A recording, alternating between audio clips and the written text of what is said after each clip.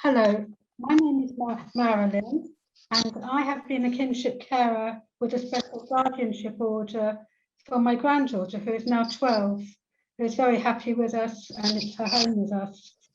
I'm also a member of the kinship panel of FRG. I'd like to say that I've fought a long and difficult battle with children's services for over a year in order to be allowed to care for my granddaughter. And all this time I had this fear that she might be adopted, because that was the planning, parallel planning. It was the most difficult and challenging time of my life, but we got there in the end, which was the biggest relief of my life. I feel the process could have been made a lot easier, much easier.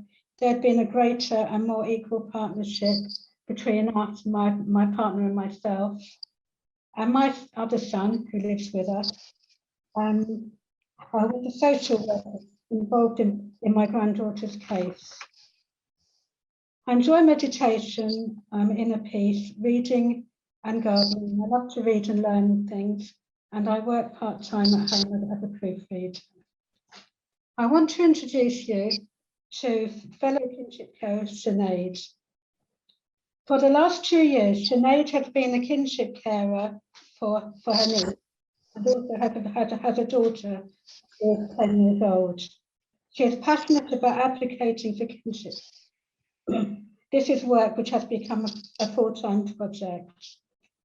She is happiest most when she is spending time with her two girls. Her favourite place in the world she has enjoyed visiting is Jamaica. That's because of family links and it's a beautiful country. She feels herself and is at ease most when she is outside.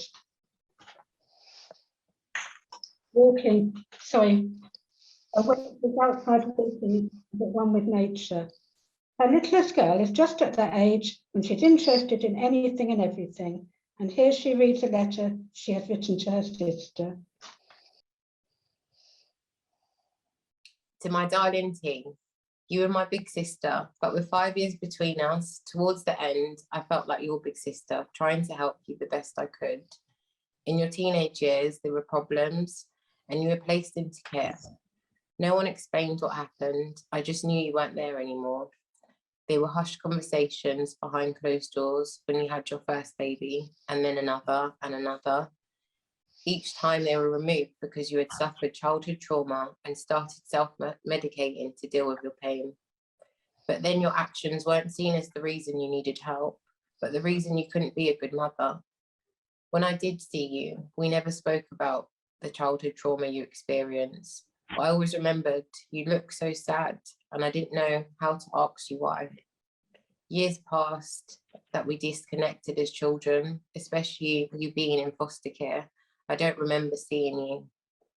Then I became an adult, a mother, and between working full-time and caring for my family.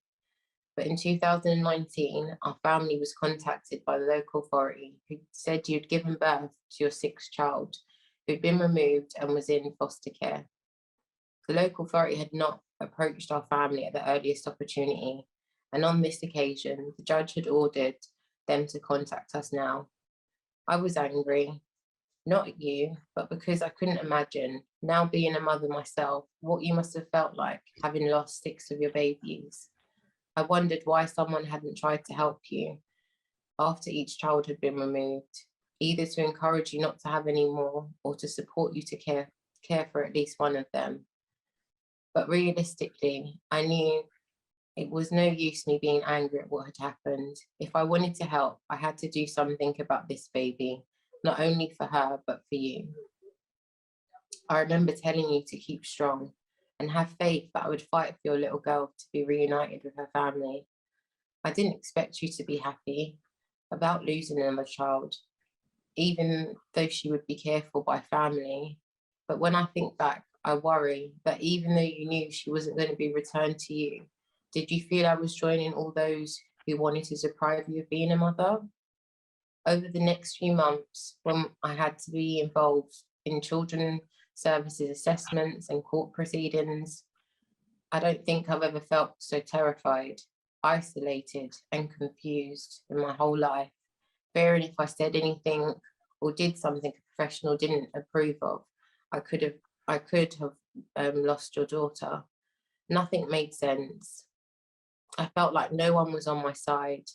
I remember thinking, if I had been positively assessed by the local authority, why have they made this process so hard? Then I realised I was just suffering a small fraction of the trauma and distress you had suffered over and over for all those years. I think that's when I finally saw you as a woman, a mother, and the vulnerable person you were. No longer did I feel sorry for you for what had happened to you. I wanted, no, I needed to know how you felt, what support and help you needed, and rather to presume to know, I never stopped asking you if there was anything I could do for you. If you were receiving adequate care and support from those allocated and the duty to oversee your treatment, you welcomed my support, and I started a partnership that I wish we had an opportunity to continue. I proactively took you to medical appointments, applied for benefits you were entitled to receive, helped you to read through official paperwork. And when we were free, we started to do stuff sisters should do. We were going out, shopping, and for lunch dates, so we could rekindle our sisterly bonds and just be together. I will cherish those days forever, especially when you would reminisce about funny childhood memories together. I miss your warm embrace, hugging and kiss goodbye, and always reminded me to take care of myself, even though I was the one trying to help you. Your mental health worsened as the final hearing approached, and by the time my special guardianship order was made, you looked so lost, as if there was no coming back. We were in the middle of a pandemic, so we weren't able to meet up and go for our lunch date, and I don't think you would have been able to manage it even if we could.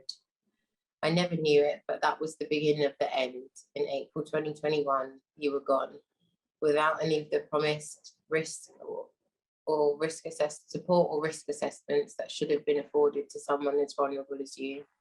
You couldn't cope, and everything came to an end for you, but not for me.